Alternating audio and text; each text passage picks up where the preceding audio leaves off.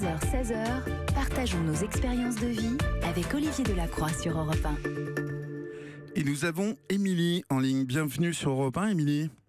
Merci beaucoup. Bonjour. Comment allez-vous ? Ça va, je vous remercie. D'où nous appelez-vous, Émilie ?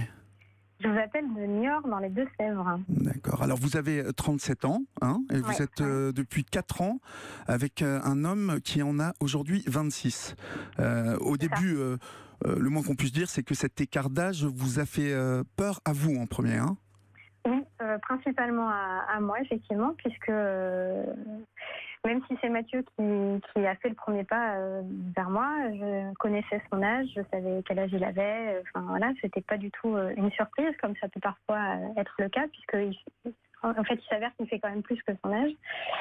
Et moi, les premiers temps, je lui disais, enfin, je le mettais en garde, quoi. Je lui disais, ne t'attache pas, parce que c'est pas possible, c'est pas une histoire qui peut durer.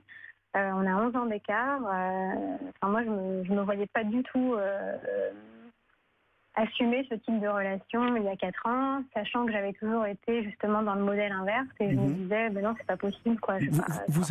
Vous aviez peur de quoi, en fait, Émilie ? Principalement, finalement, avec le recul.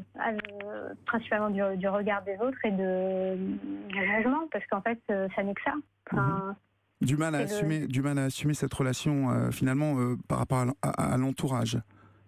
Oui. Alors sachant que finalement dans nos proches, notre famille proche, il y a eu vraiment zéro commentaire désobligeant sur la différence d'âge.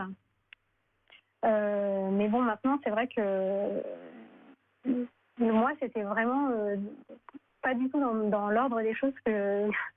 on a tous un schéma peut-être classique voilà, dans sa tête. Et moi, ça ne fait pas du tout partie des choses que j'avais imaginées, quoi. Je ne m'étais pas dit, ce sera trop bien quand tu auras 33 ans, mais c'est ça.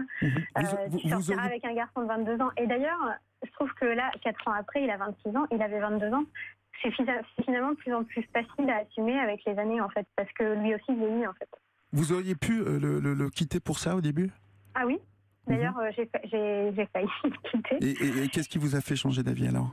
Eh bien, c'est en discutant avec une amie à qui je dis non mais de toute façon ça n'a aucun sens ce style de relation. Enfin voilà, j'ai pas envie de lui faire du mal, donc je pense que je vais le quitter. Elle me dit mais bon, il faut aussi voir le contexte dans lequel je l'ai rencontré, c'est-à-dire que moi mon passé amoureux était quand même un peu compliqué. J'étais pas toujours tombée sur les meilleurs hommes du monde, on va dire ça comme ça. Sur des garçons qui n'étaient pas très gentils. Ouais, voilà, pas très, respectueux. Et lui, c'est vrai que Mathieu, il a vraiment toutes les qualités qu'on peut espérer, quoi. Et elle me dit, non mais tu te rends compte, si tu le quittes, t'es absolument pas certaine de pouvoir retrouver un jour un garçon aussi top que lui, quoi. Et c'est vraiment ça qui m'a fait réfléchir. Je me dis oui, c'est vrai. Et c'est vrai qu'en fait il est vraiment vraiment bien, quoi. Et à partir de ce moment-là je me suis laissée aller et très vite on a décidé d'en parler ensuite à nos familles respectives, quoi. Comment justement vos familles ont-elles réagi ? Alors moi de mon côté il n'y a vraiment eu aucun aspect, aucune parole négative, franchement aucun souci.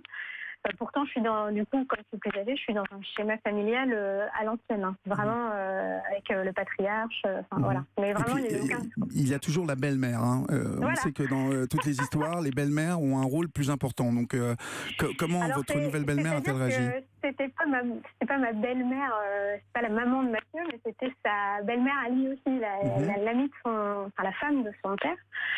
Aussi, ils sont d'ailleurs plus ensemble aujourd'hui pour la petite histoire. Mais oui, lorsque Mathieu leur a dit que j'étais propriétaire de mon appartement, à l'époque j'habitais à Caen, elle lui a fait comme réponse, alors parce que son père lui a demandé quel âge j'avais, du coup, parce que forcément vu qu'il avait 22 ans, à 22 ans être propriétaire c'est quand même vraiment très jeune, même si ça existe, et du coup il donne mon âge, et alors sa belle-mère avait comme réaction vraiment le malheur. Ça partait pas terrible avec la belle-mère. Est-ce que ça s'est arrangé depuis ? Non, parce que je l'ai jamais rencontré, puisqu'en fait c'était la fin de leur relation. Et du coup, j'ai jamais eu à affronter ça. En revanche, vous parliez de Brigitte Macron et Emmanuel Macron tout à l'heure. Vous vous identifiez un petit peu à toutes ces réflexions, toutes ces remarques? C'est agaçant. Non, je m'identifie pas parce que j'ai pas non plus 24 ans de plus que lui. Mais en fait, c'est hyper agaçant parce qu'on est quand même dans un schéma qui rejoint quand même plus ou moins le leur. Mmh. Et en fait, toutes les réflexions qui peuvent être faites sur maman, machin, parce que en fait, moi, je pourrais pas être la maman de Mathieu, mais à 24 ans d'écart, c'est encore un niveau supérieur. Et c'est vrai, comme vous disiez aussi, on dira jamais l'inverse de Trump, quoi, et de Melania. Et c'est vrai que ça, je l'entends parfois dans ma famille, alors que je me dis, mais ils sont cons, quoi. On est là, on est dans le même schéma et ils font pas du tout attention à ce qu'ils disent, quoi. Et à votre avis, que cela dit de notre société, le fait qu'une femme soit plus âgée que son homme? Franchement, moi, je n'ai jamais analysé ma relation plus que ça sur l'idée que ça pouvait que ça pouvait avoir un impact ou quoi sur la société. Mais c'est vrai que de toute façon, les femmes sont de plus en plus cultivées, indépendantes, et que les schémas, forcément, qui étaient ceux des hommes auparavant, forcément, petit à petit, ça va... Vous disiez 14%, c'est ça? Exactement.